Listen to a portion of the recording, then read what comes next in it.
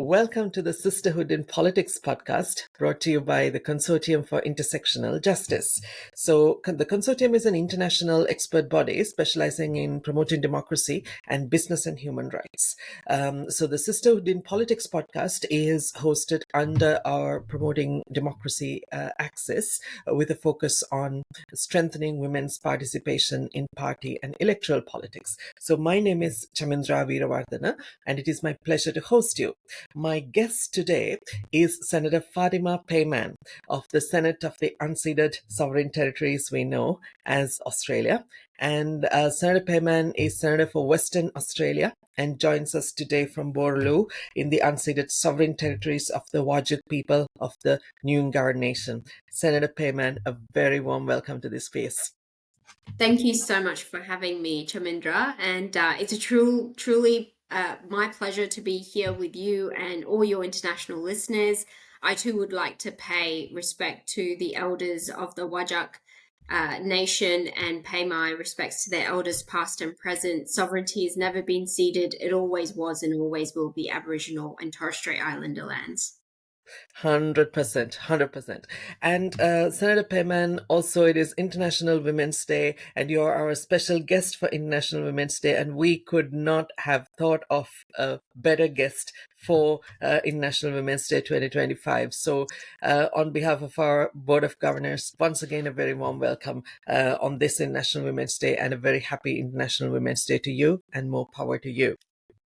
Thank you so much. It's such an incredible theme this year, marching forward. And I think your podcast and the audience that you're pertaining and speaking to is of that vision to see a future that's better for not just ourselves, but our future sisters, mothers, daughters that are to come.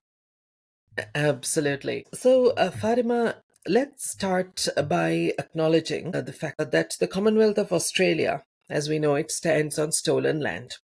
And so it stands on unceded sovereign territories. And let's also remind ourselves of the historic crime, of declaring a black continent terra nullius. It's a crime against humanity. And so it's an extractivist, genocidal, colonial project. And so we need to kind of be very conscious of these realities when we engage in any kind of interaction with these power structures, right? So in the interest of our viewers and listeners, we reiterate the fact that we come from a place of understanding of how harmful, how destructive this concept of terra nullius has been. And on that note, Senator Payman, it is also a major fangirl moment. Since the time I watched your maiden speech in Parliament, I've been a big fan of yours. And so with our international guests in mind, could you share a few words about, your current role as a senator and the constituency you represent, policy areas that are important to you, and so on, and your current work? Kind of a brief overview of your what's at your desk currently. Thank you, Chamindra. That's very kind of you. When I was elected as a 27-year-old, I did not foreshadow any of what I've experienced so far.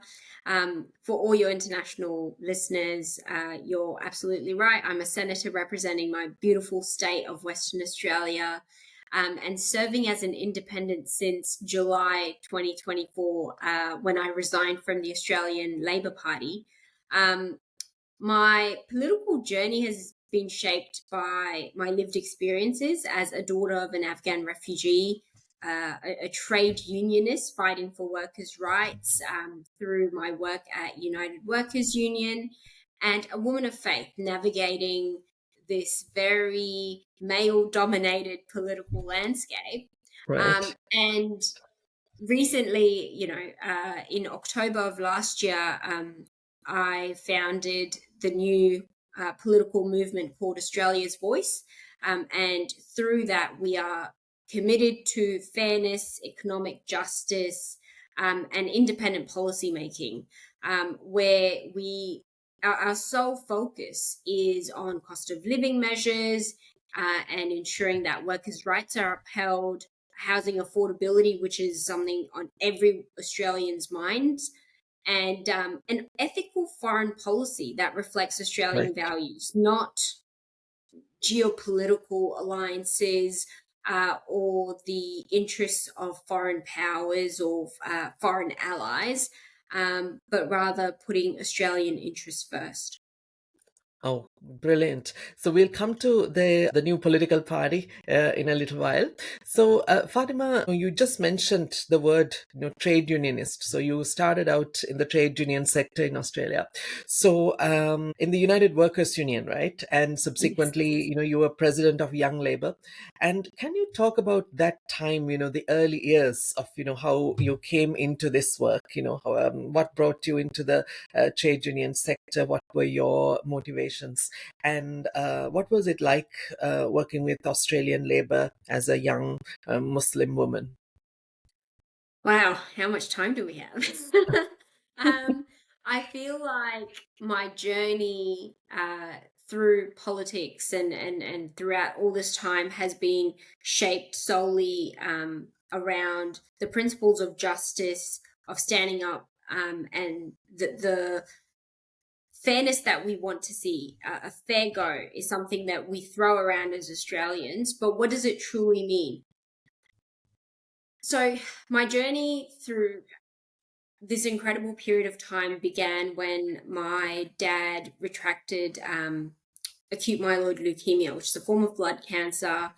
And when he passed away in 2018 after battling the cancer for 11 months, I really wanted to contribute to his legacy. I wanted to um, reflect on all the struggles that he undertook in order for me and my siblings to have a life that we wouldn't have otherwise had if we were still in Afghanistan. Mm. And I know that the immigrant story isn't unique to me. Many in Australia and worldwide share it. Like having to risk his life, my dad jumped on a boat, got to Australian shores, and started life from scratch. When we joined him in 2003, because he'd arrived in 1999, I was only Mm. 8 years old, but I remember thinking that we've come home. We've reunited with dad. And the more I reflected on dad's struggles, the more I realized how much he was uh, overworked, underpaid, and abused at workplaces. Just because English was his second language, he didn't really know his rights as a citizen or a newly citizen of a country where the culture was foreign, the way of life was foreign. Um, and he was just trying to make ends meet and provide for his young family. Um, it definitely sparked a sense of purpose in me that moment in time, 2018 onwards, when dad passed away. Um, and that's when I immersed myself in a lot of volunteering activities, charity organizations, emceeing at different functions. And that's where I met my first ever boss in the political space, who had invited me for a coffee at Parliament House to just talk about my role as the president of a university club back then. And before you knew it, like I was volunteering at an election booth in the Right. 2019 election, federal election, Mhm. and I was handing out how to vote cards and having conversations with people. And then my journey sort of began within the Labor Party. I got a part time role at an electorate office. I put my hand up to be secretary of a branch. And before I knew it, they tapped me on the shoulder to run as president of Young Labour. And I was the first hijab wearing Muslim president that they'd ever even imagined of having. And I think that allowed me to recruit a lot more people from marginalized uh, communities and um, from communities who often feel like they are left unseen, unheard. And so I was like, you know what? The Labour Party have been in opposition for sort of the last 9 years. This is our opportunity to really ramp up support, to get involved, because I was a big believer of you can't be what you can't see, but also you need to be part of the change. You can't sit on the sidelines and expect change to happen. So for Correct. me, getting my hands in knee deep and constantly struggling, I feel like I squeezed 6 years of work in 3 years. Because after about a year and a half in the electorate office, I moved on to the United Workers Union as an organizer, and that's where I firsthand met with workers, especially in the feminized industries of early childhood education, Mhm. in aged care, in disability work, in laundries, and chicken, like poultry factories, Mhm. who had no idea what their rights were, who had no idea how they could even stand up for themselves. And they didn't know that there was such thing as political power, that they actually have the power to use their votes and make a difference. So Mhm. um, it was one of the most incredible experiences to just be able to empower people, give them the tools, and say, Right. I'm not telling you what to decide or how to vote. I'm giving you the tools to say that you have the power. Um, and that sort of just stuck with me. And it wasn't until 2021 when I was tapped on the shoulder and they were like, do you want to run as our number 3 Senate candidate on the ticket? And I was 27. I was like, well, 26. I was like, am I going to win? And they were like, no, we haven't won it Oh. since 1984. And I was like, great. I mean, I had massive imposter syndrome. I was like, there is no ways that I'm made for this role. Maybe in 10, 20 years' time, like I'm still new. I've still got so much to learn. And I feel like a key takeaway message to all your listeners are that you can do it. You just have to put your Can do hand it. up, you know, have faith in yourself, have abilities, because if men who may be at the same level as you think that they are way above, I mean, that's why they get all the opportunities, because we just tend to shy away and underestimate our Correct. potential. And so, to all the women out there, give it a shot. You've got nothing to lose. Um, and so, yeah, after putting my hand up and working really hard during the campaign period, I got elected in 2022. And yeah, it feels like the rest is history, because So this is it history. has been a roller coaster ride indeed. Mhm. It has been indeed, and what an inspiring trajectory as well. Because you have been many firsts over those few years. Coming into the trade union work and then moving on to the Senate, getting elected to the Senate. So, Fatima, in the early stages of your political career, the British Empire was an extractivist business venture, right? So that is why, hence Afghanistan, right? For the longest time, Afghanistan has been at the heart of all of this conflict because of extractivism, because Afghanistan has been viewed as a business venture. Same for the entire British Raj in what we know today as India, all those territories, and Australia, Aotearoa, New Zealand, same thing. So in that colony as such, to borrow from Senator Thorpe. And in the colony, there are issues. There is Islamophobia, there's misogyny, there are systemic issues, systemic challenges, like you mentioned, some of those when it comes to workers from non-English speaking, non-native English speaking backgrounds, and so on. So in your case, when it comes to misogyny, when it comes to Islamophobia, what were some of the key challenges that you came across when you were coming into all of this? So I think the early challenges to begin sort of kicked off when you were underestimated. I was underestimated. My contribution, Right.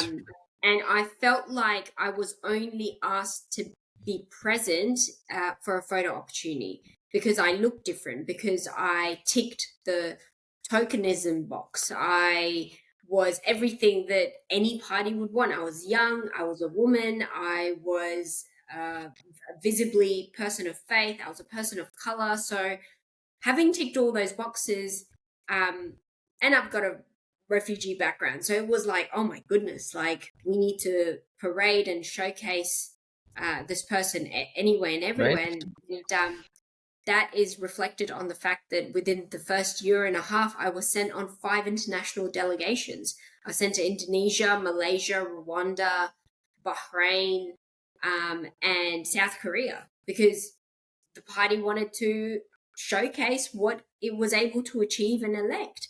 Um, and the discrepancy began when I started to voice difference of opinion. I always knew that I stood out in gatherings, to the extent where I had, senior white women come up to me in conferences in a very condescending tone, ask, "How do you fit in all this?" Like expecting that when I'm about to open my mouth, that no words of English would come out. Which always blew my mind, because I would be like, at least give me the benefit of the doubt, Right. at least treat me with the same level of respect as you would my, you know, Anglo white colleagues who probably don't stick out like a sore thumb like Hmm. me.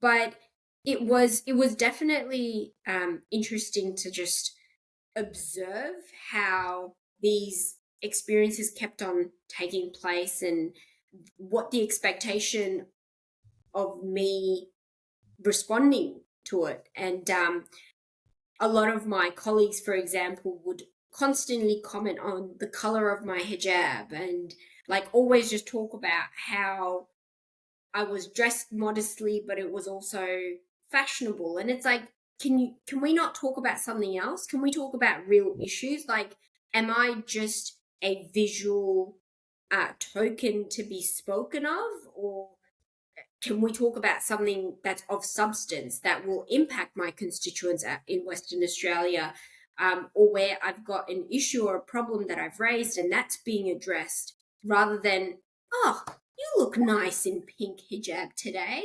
It's a lovely way of color coordinating your shoes with your hijab." And it's like, seriously? Like, that's all you've got to That's say? I all I got to mean, say. and it gets to you. I mean, initially you sort of just brush it off, but then you're like, I am more than just what you want to box me as. I'm not just your token Muslim girl. Um, and you need to apply the same level of respect as you would to any other colleagues.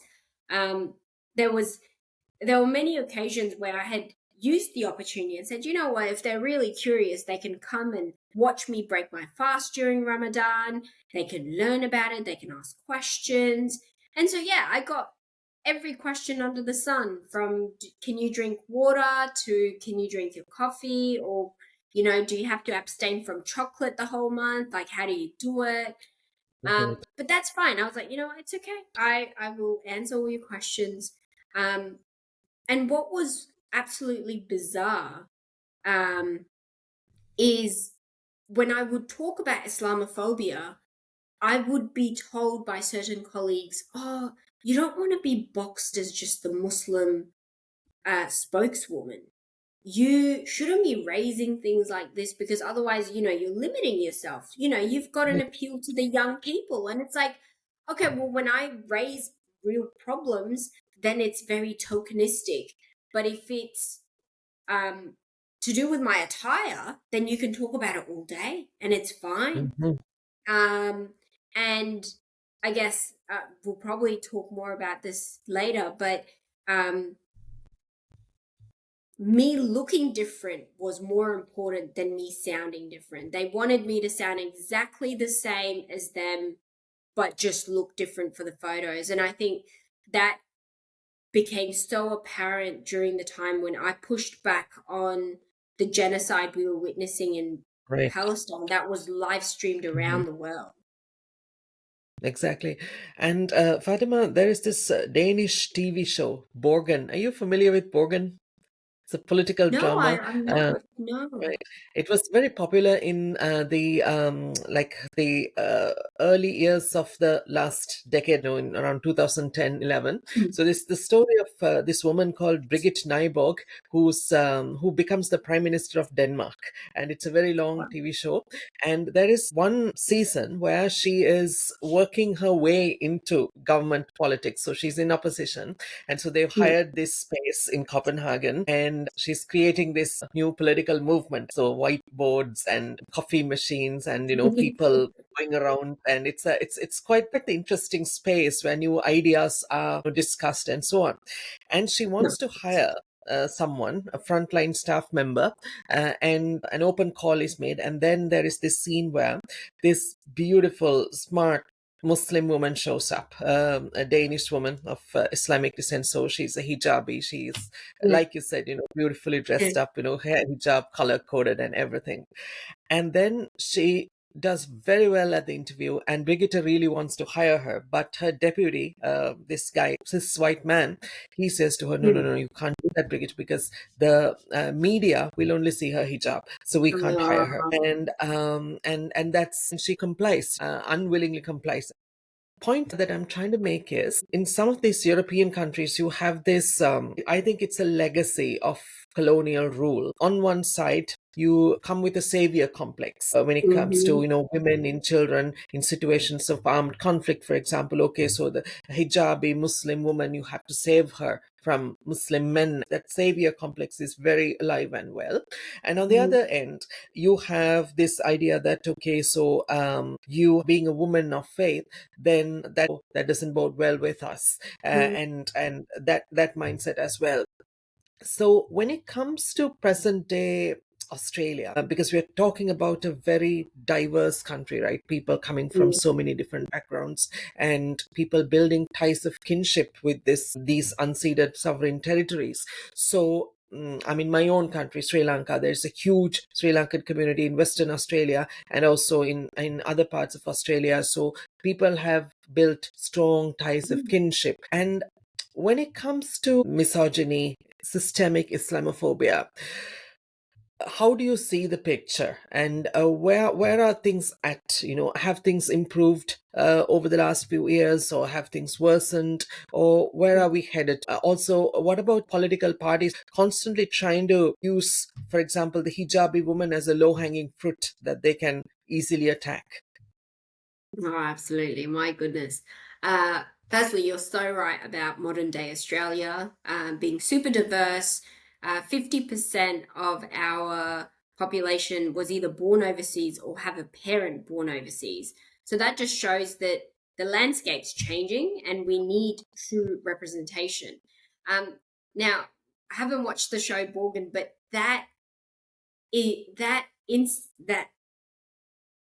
instance or the scene that you just captured there is something so familiar to us. And when I say to us, it's just anyone who has had the hijab or their faith or their identity politicized and used against them. Where I've during the period of time when I had crossed the floor and I called it a genocide and I wanted more accountability from my own party, and then soon decided to resign from the party, they were using my faith against me. I had my own former colleagues go to the media and basically say things like, "Oh, she was Senator Payman was waiting for God's hand to lead her in this decision," or the fact that I'm a practicing Muslim and I pray as often as I can, but mainly 5 times a day, and it was just this weird sort of othering where it was like you no longer fit within this Australian mold or the Australian um, perspective or framework that we have. You were an anomaly, and you have no right to challenge any dominant narratives that you know that may contradict or be against you. Um, where is Australia headed? I think it's becoming quite the discourse is becoming very polarized, where one side of politics just outwardly comes out and says that, you know, Islamophobia is a farce. It's not real. It's people being delusional. Nothing to see here. Whereas we've got accounts of people being impacted. We had two ladies a few weeks ago at a shopping center. One was pregnant and she had her hijab pulled off and used to choke her. This is in broad daylight in the middle of a shopping center. And in the same shopping center, there was another woman who was then attacked in front of her children.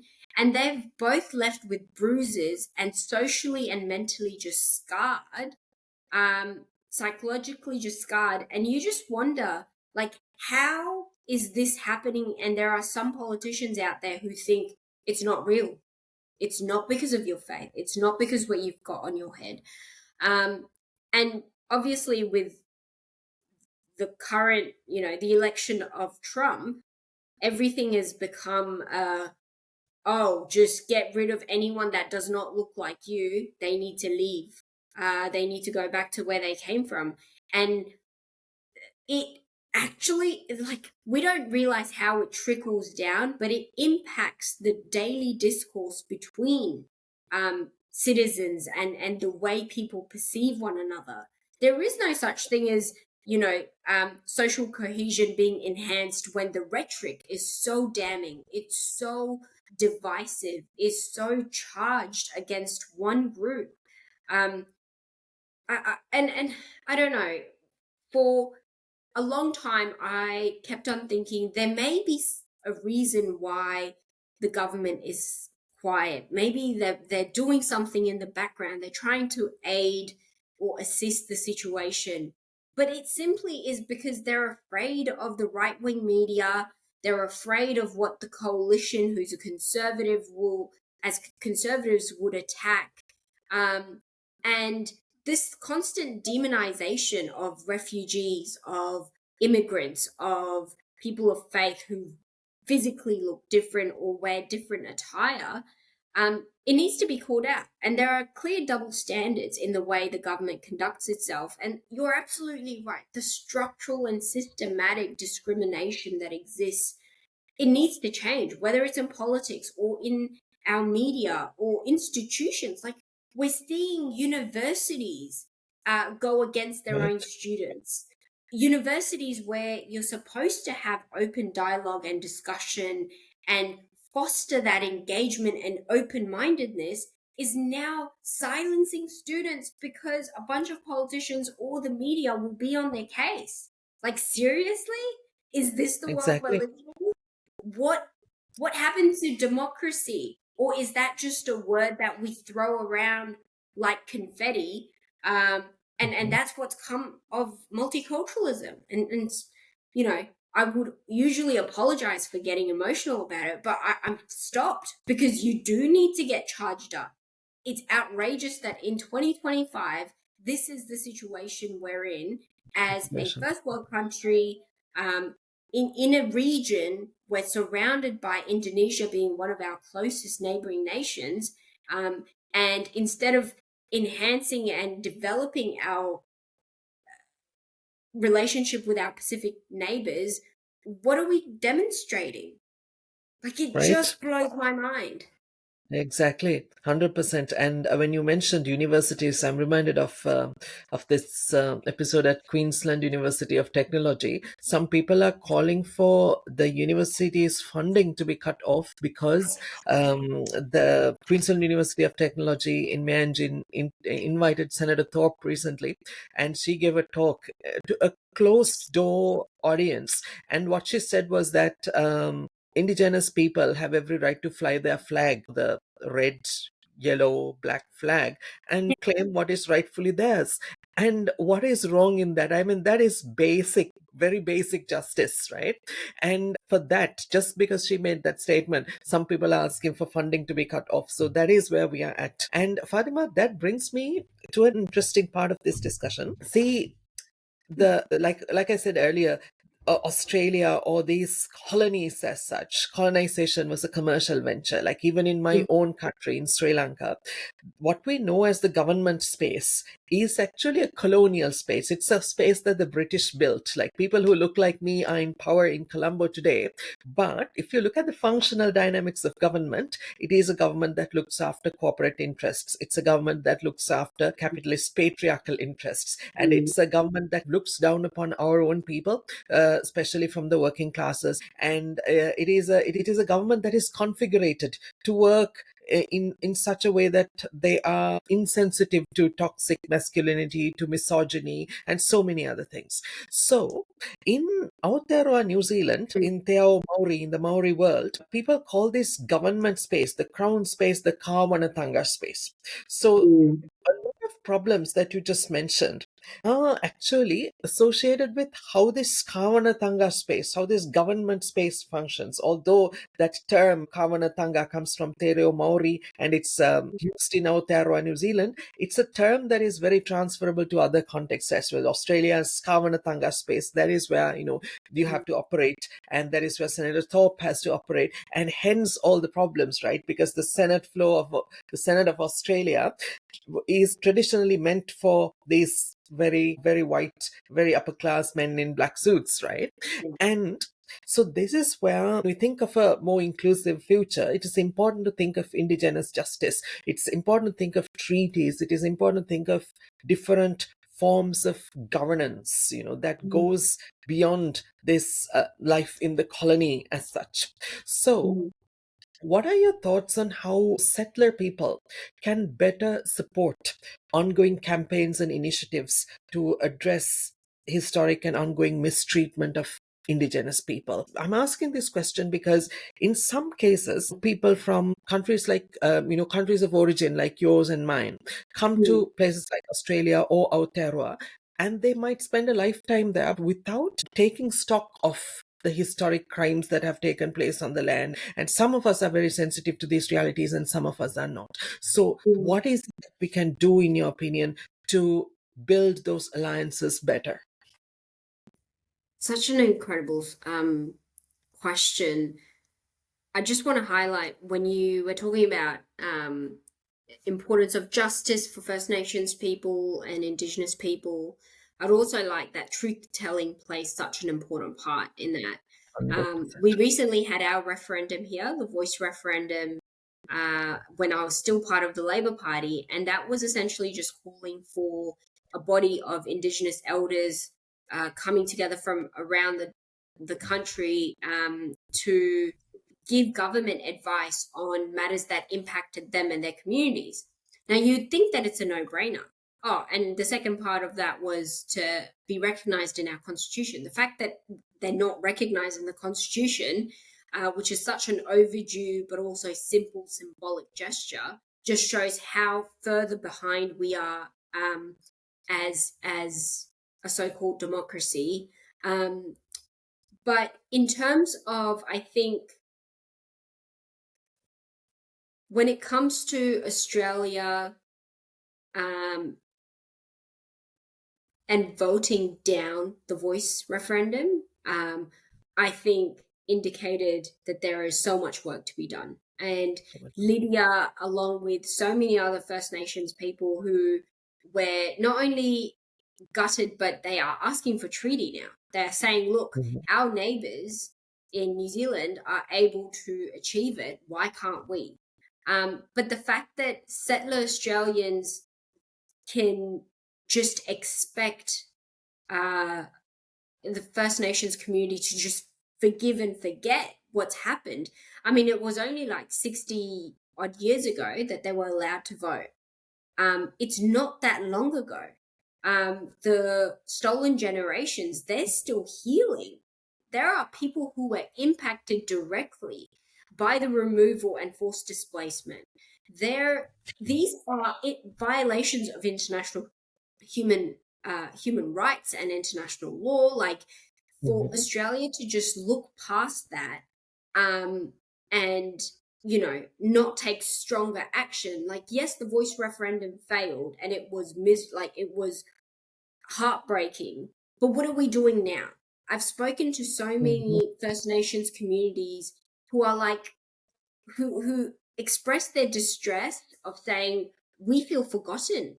We feel like the voice referendum was just a box ticking exercise where it's done and dusted, and now nobody talks about any other justice initiatives or land rights or economic empowerment. You know, you can't. We have the National Sorry Day, but it means nothing if there are no tangible systemic changes on the ground. And when it comes to allyship, you can't just be there for performative reasons. You can't just be there to tick a box. When you're talking about justice, it needs to be material justice. We need to realize that justice for all people.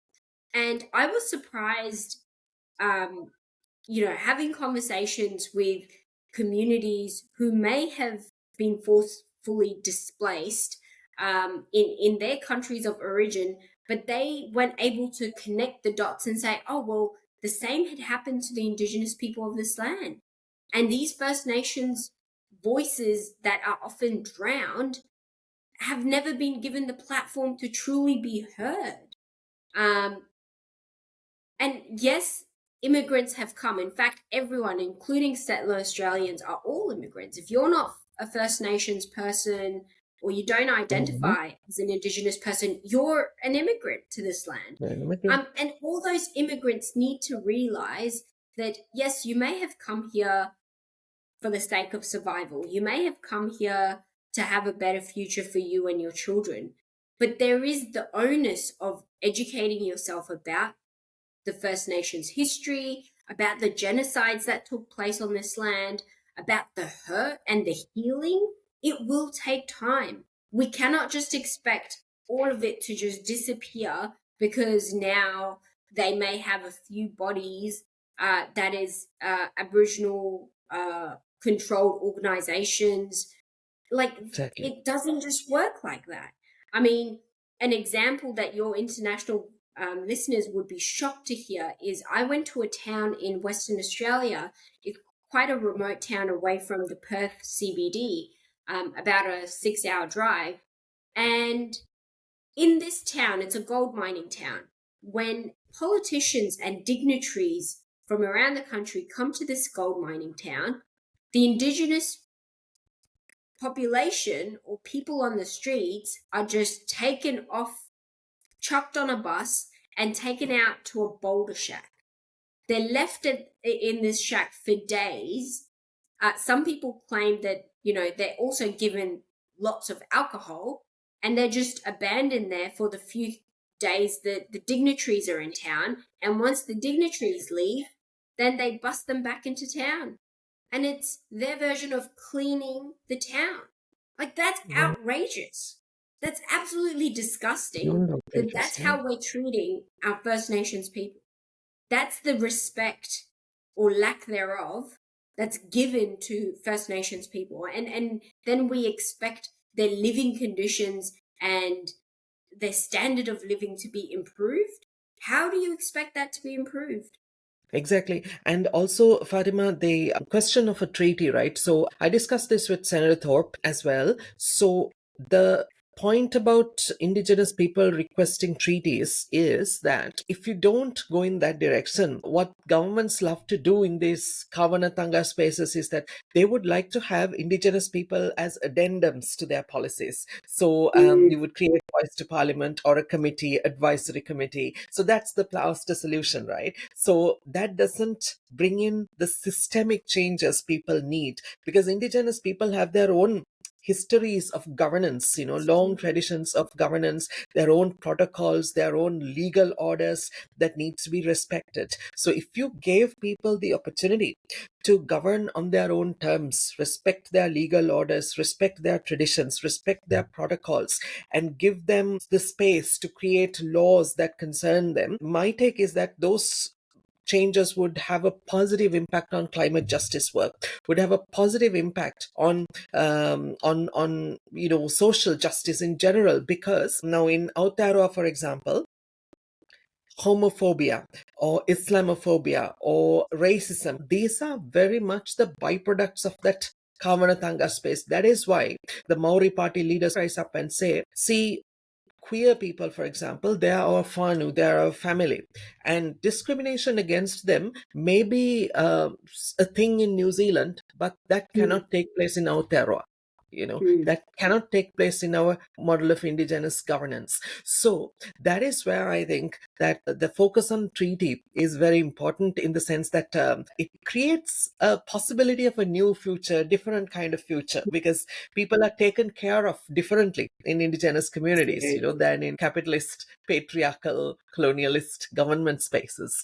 So Senator Thorpe came for a discussion with us, and she mentioned the time when you experienced racism and very, very discriminatory attitude from another senator on the Senate floor. And Senator Thorpe came in and intervened. And to quote Senator Thorpe, she said, Fatima is like my little sister, so that she simply could not stay silent when this happened. And what are your thoughts on this moment of solidarity? And it's a beautiful moment of sisterhood as well, right? Senator Thorpe representing a lived experience that's very different to yours. And she was apparently not in the House floor at that time, but she heard that this was going on, and she immediately came to the House floor and stood her ground and stood by you and had your back. So this incident tells us a story of the importance of strengthening sisterhoods among women in politics, but especially in the context of Australia, between settler women and Indigenous women, when we think of better politics, better policy, better political systems. So what are your thoughts on that moment? It definitely was a very powerful moment of sisterhood in action. When we talk about sisterhood, often it's just thrown around as a rhetoric, like, oh, it's great to have your sisters back, but it really counts when they do it in action. And I think with Lydia coming to the chamber when all this was unfolding, and when you're in the heat of the moment, you often don't realize your surroundings until sort of afterwards. And because Lydia had left the chamber before I got a chance to leave. And so I do recall her interjecting when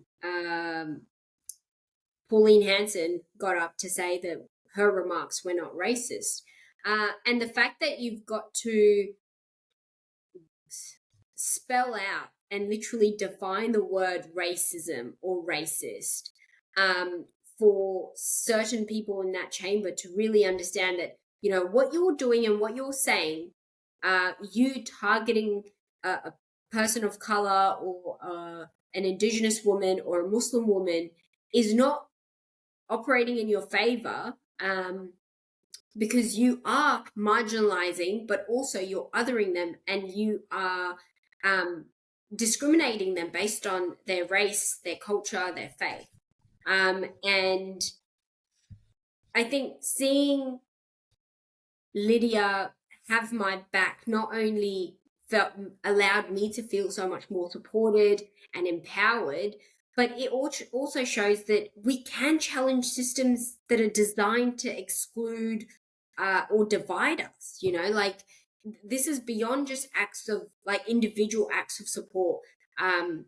It really does help sort of shape that institutional reform that we want to see for the generations to come. And it really solidified when Lydia and I introduced the Red Lines Bill package, which is against genocide. And whether that's genocide here in Australia or genocide in another country or another land overseas, we are wanting to hold the government of the day accountable to say, hey, where is our Australian money going?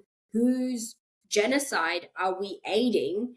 And that needs to be brought to Australian people, and they need to be aware that this is the sort of corrupt things that the government's doing behind their backs and without them knowing. And perhaps that will act as a deterrent for any government to take actions like that, and to remain complicit in seeing the genocide. So I definitely empathize and relate to Lydia, although we've had different lived experiences, but I think understanding that we're constantly on the firing line when it comes to combating stereotypes and combating all the racism and the discrimination and the hate speech that we're constantly subjected to, whether it's on social media, whether it's through our emails, and our staff members have to front it. And it's just very distressing when they're constantly seeing their boss or their politician being targeted and their faith or identity politicized. 100%, 100%. And it also creates space right now that, your legislative innovation on genocide. Maybe this is the starting point for better conversations about treaty politics. Women collaborate with each other and Absolutely, build 100%. better And I alliances think and better mutual it's small understanding. steps. Yeah, it's small steps like this, and working together and collegiately and having that shared goal of like, as within this sisterhood umbrella, my victory is your victory and your victory is my victory. Like, we are paving the way for the future generations to come. We're allowing more women 100%. of color to see themselves in us, not just as tokens, but as real women who are enacting change in their own right. Absolutely, Fatima. And this brings me to the events of last year when you crossed the floor of the Senate on the question of Palestine. And when I saw this in the news that you had crossed the floor, that you had left the Australian Labour Party, while the Labour Party is in government as well, I was reminded of a very powerful, amazing woman, Dame Tariana Turia, who's the co-founder of the Maori Party in Aotearoa. Dame Tariana passed away in January this year. And in 2004, when there was a very controversial bill that was being tabled in the Parliament of New Zealand, Dame Tariana was a member of the New Zealand Labour Party, and she crossed the floor in opposition. And she went and created her own political party, the Maori Party. It has had its ups and downs. However, over the last 5-6 years, the Maori Party has made a tremendous comeback and has created this beautiful precedent on treaty politics. Then they call for a Tiriti-centric Aotearoa, and they're garnering a lot of support across the board from Tangata Whenua, from the Indigenous people, from Tangata Tiriti, from treaty people, as in people from migrant backgrounds and Pacific people. And so I was reminded of that very powerful moment in New Zealand when I saw you had crossed the floor. There are quite a few similarities there because the Labour Party is in government. You're a elected representative of the Labour Party, and due to a very clear policy disagreement on a policy issue, on a matter of principle, you decide to cross the floor. And so, for international viewers and listeners, can you briefly share the reasons that led you to make this decision? You alluded to this earlier in our discussion, but to clarify what exactly made you. I mean, there are different ways of disagreeing, right? But on this matter, you're like, no, I'm crossing the floor. So, what were the reasons behind that? So for context, the question that was put to the Senate was, should the Senate recognize the state of Palestine? Or it was along those same lines, basically asking for the recognition of Palestinian statehood. And I remember when I was still a member of the Labour Party, before I was elected as a senator, during our state and national conferences, I would recruit people of Palestinian backgrounds to talk to our motion in our party platform. So in order to put the party platform together, we would go through a grueling process of different factions coming together and having heated discussions. These are rank and file members who pay their dues, who make sure that they attend meetings, who renew their membership every year. Like, these are committed people who want to see a better version of the party. And so I remember having these conversations, recruiting people, and these people talking on these motions, and everyone agreeing that the next Labour government would, as a matter of priority, recognize the state of Palestine. And so in 2022, we get elected, and so everyone's cheering, yes, finally a progressive government that can finally make these changes take place, everything that's in our platform. Now, 7th of October takes place in 2023, and then before I knew it, the same Labour Party that was so vocal during opposition all of a sudden became silent. I had to get every single speech vetted through the Foreign Minister's office. Every event I attended had to be screened and approved. And it almost felt very staged. It was like, do we not care about the same very values that we debated, we fought for, and we put in our platform? But I still kept on trying. I was like, maybe they've got a reason. I don't know. I've only been around for a year and a bit. Like, maybe I don't know. And I'm gaslighting myself. I'm just saying, no, the ministers know better. If the minister's telling me there's nothing we can do, then surely there's nothing we can do. And everything that would come up, every objection that the Greens Party would raise and say, well, we've sent this many arms and ammunition, or this is how we're aiding different Israeli organizations or businesses, and we're sending money, I would get the very blanket answer of like, no, they're just politicizing this issue. They want votes. They don't really care. And so it was like, okay, who am I listening to? And before I knew it, the community who had so many, and when I say community, it's the multicultural, the women out there who had so much hope in seeing me get elected. They were constantly questioning me of saying, why can't you say more? What is your role? If you're not there to represent your state as Western Australia, then what are you doing? What are you doing in the Senate? Are you putting party politics over what your rank and file members want? And so after various conversations, knocking on every single door, having every behind the scenes, behind the screens type of conversation, utilizing every opportunity to finally have like a breakthrough moment where I would convince the leadership to take a stronger stance, to at least call it a genocide, or to at least condemn Israel as equally as they did Hamas. And it wasn't going anywhere. It felt like I was talking to brick walls. And it wasn't until I met with a bunch of university students who were camping outside on university grounds that I realized I need to do more. Because immediately after I left the university site, I mean, mind you, it was a heated discussion. Those students were mad, and rightfully so. They were like, you're the youngest senator, you are supposed to be our voice, and yet you can't even commit, you can't even convince your government to do more. And when I left the university grounds, I got a call from a senior colleague who basically said, oh, did you get any clearance? Why were you there? Who did you speak to? What questions were asked? What did you answer? What did you commit to? Does the Foreign Minister's office know about this? How long have you planning on going? And I'm like, whoa, I literally just took some breakfast because these students have been out in the cold for like 3 weeks.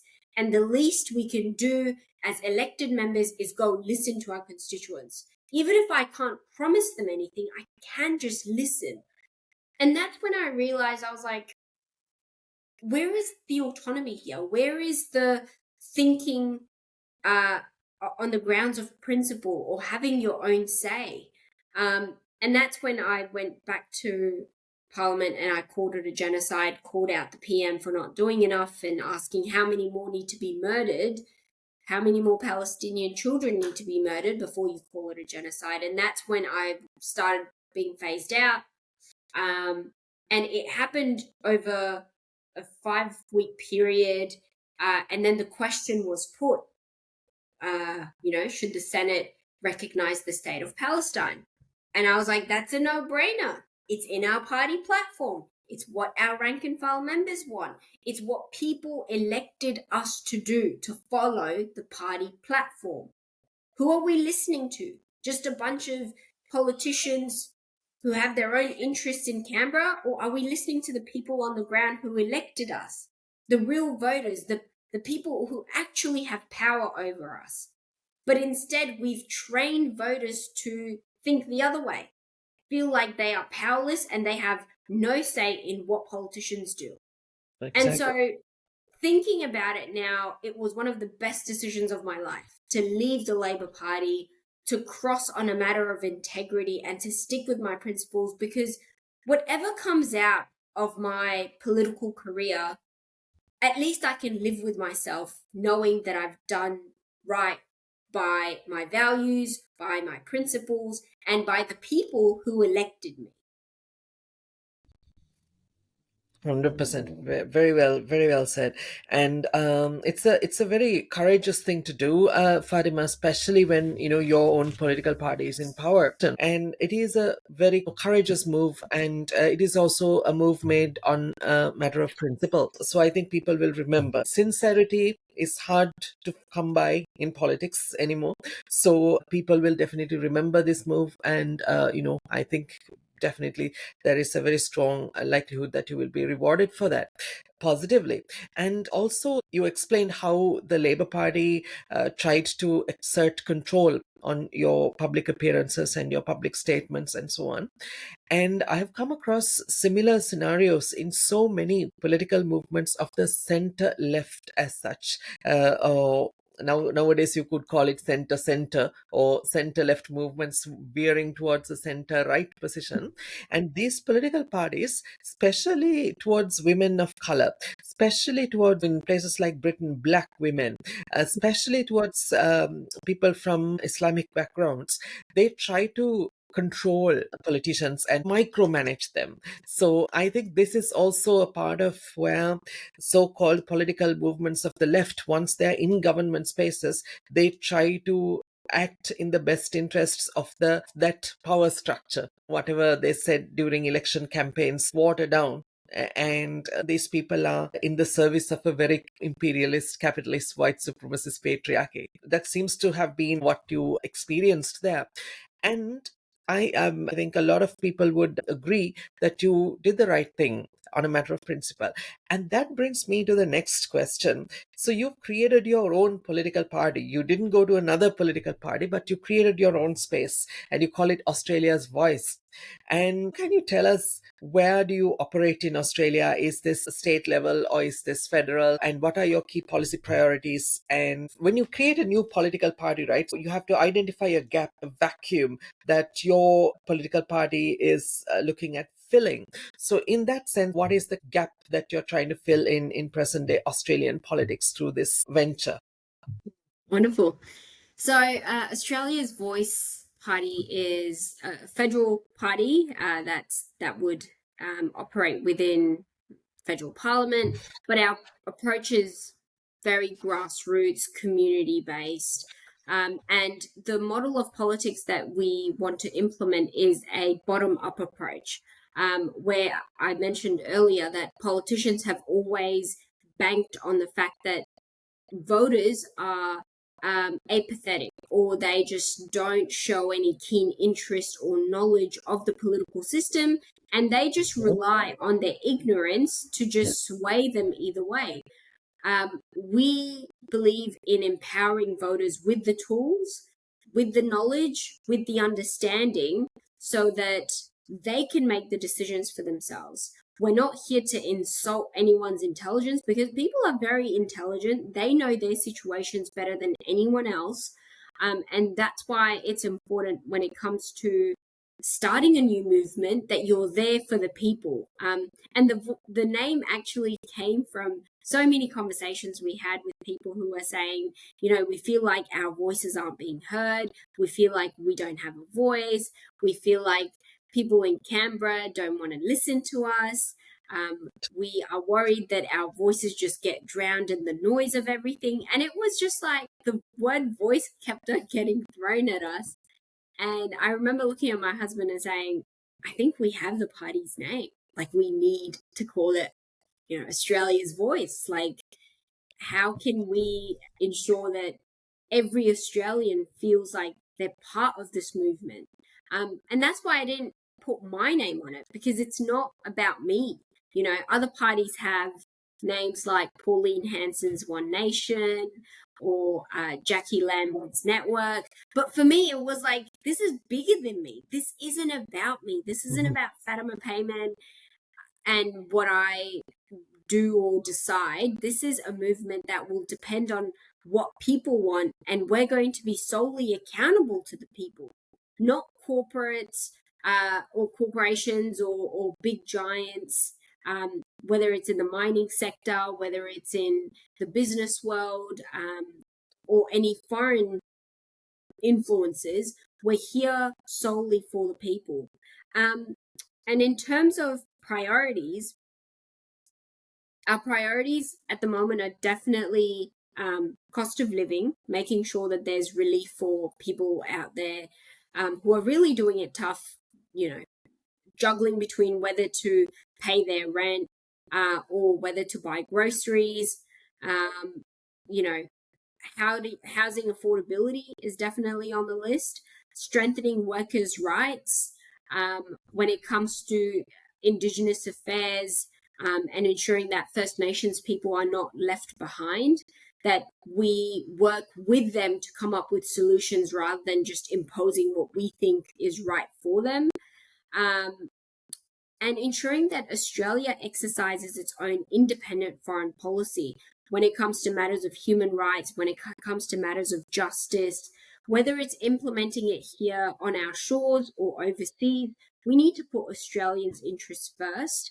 And that would actually address a lot of the issues that have common sense solutions. It's not rocket science. You just need to have the political Right. will and the acumen to actually just put things in place to fix the broken systems, to address the systematic problems, and then just enact the change, because people are sick and tired of the politicking that we see between the two major parties.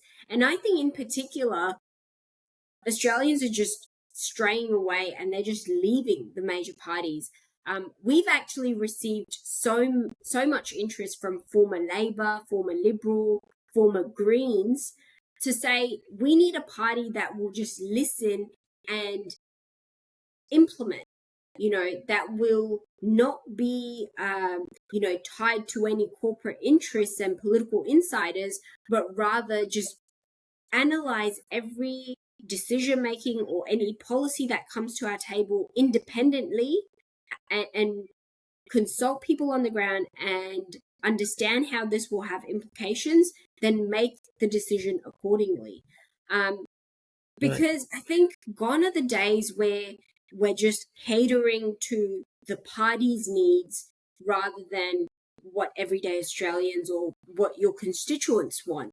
And that brand of politics is way too outdated. We need to shift the dialogue. We need to challenge the systems, and make sure that voters are not taken for granted, because a lot of them say, hey, why are you only knocking on my door, or why are you sending me letters when it's election time? Where are you for the 2.5 years before that? You know, why isn't there Exactly. engagement? Why aren't we consulted? I mean, young people in particular are so mad. We had a social media ban bill that was rammed through the Senate, and people were given only 24 hours to consult.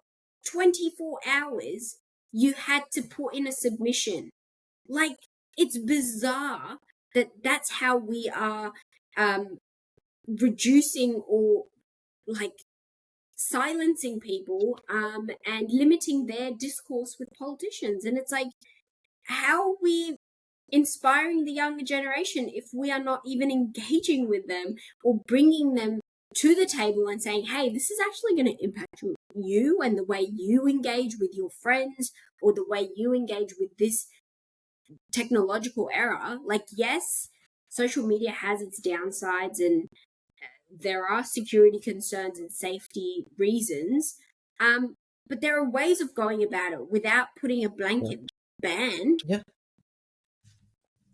Very true. Very true. This looks very promising, very exciting, Fatima. Let's hope that this project garners a lot of support across the land, and that you get many representatives elected, and that it has a successful future. And I guess when it comes to Indigenous justice issues as well, your party would have a welcoming perspective, right? Absolutely. In fact, you're going to announce this.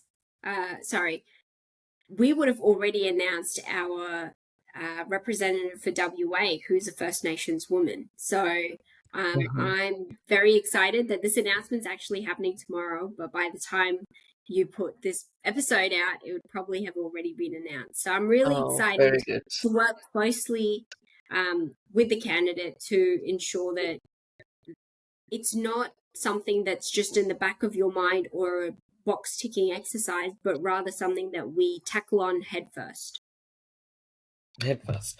Very good. And Fatima, that brings me to a question about elections, right? So you stood for an election for the first time in 2022. Based on that experience and based on your current preparations to face another election, federal elections coming up very soon in Australia, what would be your advice to younger women in all their diversities seeking to enter, electoral politics or party politics in Australia or elsewhere? In your opinion, what must they be prepared for, or what kind of advice would you have when it comes to overcoming systemic challenges? I love this. I would tell all the women out there, the young women who are interested in politics, be ready for resistance, be ready for pushback, Yes. be ready for people who will say that you're not qualified, that you're not ready, or that you're not electable. Um, but also know that politics is not reserved for just a few people out there. It's not your pale, male, stale demographic. We need to branch out. We need to look at Parliament House belonging to the people, not to just people who are self entitled or think that they deserve a seat. Um, I would highly recommend and suggest finding your allies, finding like minded individuals and groups and networks that will boost you, that will empower you, that will help you build your resilience, um, and that will remind you what you're there for, what your purpose is.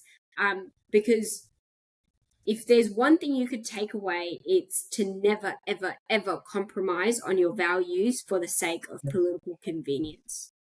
100%. That's the best advice that can be given, especially in the current circumstances the world over. Always stand by your values and the principles that matter. Very good. And that brings me to a very important question, Fatima.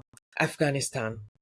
What a beautiful country, and what a beautiful people with so much diversity, so many communities, languages, and much beauty and so much knowledge and so much potential. And it's a very unfortunate situation that we see in Afghanistan.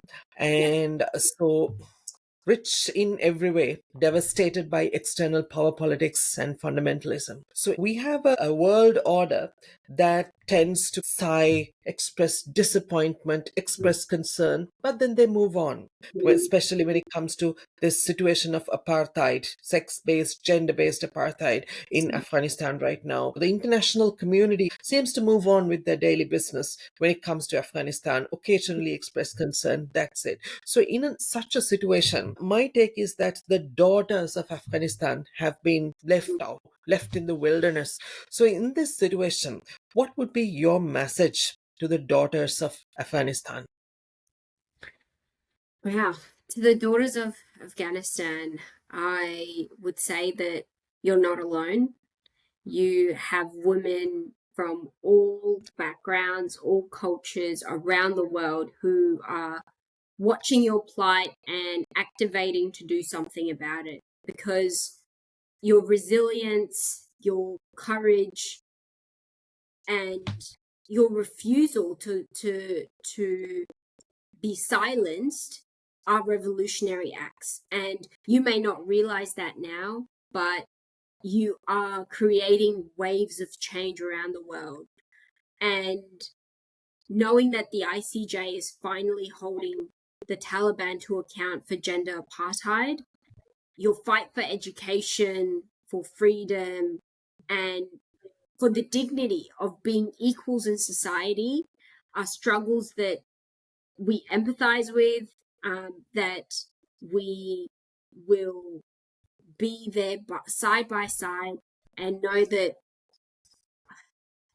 you are our future. Whether you believe it or not, whether you see it or not, like, you are going to be the future mothers, you're going to be the future pioneers, the future educators. And I know that many of you are silently and secretly seeking education. And for that, Right. I'll salute you and I take my hat off you. And you inspire me. 100%, 100%. I mean, the women and girls of Afghanistan, the daughters of Afghanistan especially, their resilience in this current scenario is deeply inspiring and very exemplary. And for those of us who are outside Afghanistan, we need to constantly keep talking about the situation in Afghanistan, Fatima, and constantly zooming in on the challenges there, and never lose sight of the importance of talking about Afghanistan. One last point there: the extent of prejudice associated with the word Afghanistan is staggering. Recently, not so long ago, I helped out a few colleagues in an international collective that works with marginalized communities from Afghanistan, primarily with communities who live in exile. And they made a small payment, a very small token payment. It's something I would have done pro bono, but they were very kind to make a very small payment. And the payment came from an organization which had the word Afghanistan in their name, and the payment was blocked for a couple of Oh months. my gosh. A very small amount. And then I received a phone call where they asked me questions about, do you have direct ties to the Taliban? What kind of connections do you have to Afghanistan? How many times have you visited Afghanistan? Have you been to Pakistan? And so on and so forth. And I mean, it was, on one side, it was ridiculous. That ridiculousness of the whole thing would make you laugh. But then the next minute you're thinking, oh my God, I am not an Afghan woman, and this is something that came through, and it's an unexpected experience, one off that I went Yeah. through. But imagine the plight of people from Afghanistan living in places like London or Paris or Sydney or wherever, and the challenges they would be facing. People who have recently arrived, people who don't have papers in their adoptive homelands as yet, and the extent to which Western establishments that benefited from Afghanistan now stigmatize Afghanistan. It's deeply disgusting. So Yeah, that is why. and that just blows my mind because people have no idea what's going on, or they refuse to acknowledge that the gender apartheid it's a crime against humanity and it should have stopped a very long time ago. But like, there is no ways that you could just engage with the Taliban and expect them to just respond to you in time. I mean, that's why there's been no way of me renouncing my Afghan citizenship Right. to sit as a senator in the Australian Parliament. And for people to use that as a point scoring political attack, it's like, mate, if only you knew what the Taliban were like, if only you knew how they have usurped the rights of women who are living under their rule, and young girls who don't see a future for themselves. And yeah, you're absolutely right. Like, I've had, jokes thrown at me saying, "Are you related to the Taliban?" And it's like, the moment they hear Afghan or Afghanistan, they're like, "Oh, you must be so backward and you must be Hmm. so oppressed." And it's like, well, here I'm not, but yes, in Afghanistan they are. Right. Exactly, exactly. And hence the vital importance of constantly keeping our attention centered on Afghanistan in all the work that we do. So that experience that I had gave me the determination to do so. Fatima, this brings us to the final stages of our conversation. This has been very beautiful. Thank you very much for accepting our invitation. To conclude, let's go to another very difficult question: Palestine. And difficult in the sense that the world, the most powerful in this world, have their support to the exploitation of Palestine. So that is where we have a problem. So, on the question of Palestine, your views are very well known. And what I wanted to ask you was, in terms of an eventual settlement to this tragedy, what are your thoughts on what can or should be done? Is a durable, a peaceful settlement possible in Palestine? That's for the Palestinians and the Israelis to come together and decide. You know, when we're talking about justice, it's that is literally the foundation of any lasting peace. When justice Mhm. is served, and how can we see justice being served? We need to see an end to the occupation. We need to see an end to the apartheid regime. We need to ensure that Palestinians have self determination, that their fundamental rights and their right to return is respected and upheld. And only once they're equal to the Israelis, then they can sit at the same table and say, okay, now we as a free, equal people will talk to you as a free, equal people. And until then, the occupied cannot be on the same level as the occupier. And I think a lot of external countries and third parties share their version of peace. Or, I mean, it's outrageous that Trump has come out saying he wants to build a Riviera Right. and call it Trump Gaza. Like, he is literally calling for the ethnic cleansing and forced displacement of a stateless people, like a people that have been fighting for their fundamental rights for decades on end. And that's just, the world has all of a sudden just not the world, but certain leaders within this world are entertaining the idea. I mean, Peter Dutton, who's the leader of the coalition here in Australia, was like, oh, actually, that's not, that's an idea we can think about. It's like, no, that's against international humanitarian law, and you need to call it out. And you need to say that, no, sorry, Trump, even if I think you're great, as Dutton would say, we do not agree on this matter with you. Because you can't just throw a two-state solution without calling for Palestinian self-determination and their true liberation, to be an equal and free people.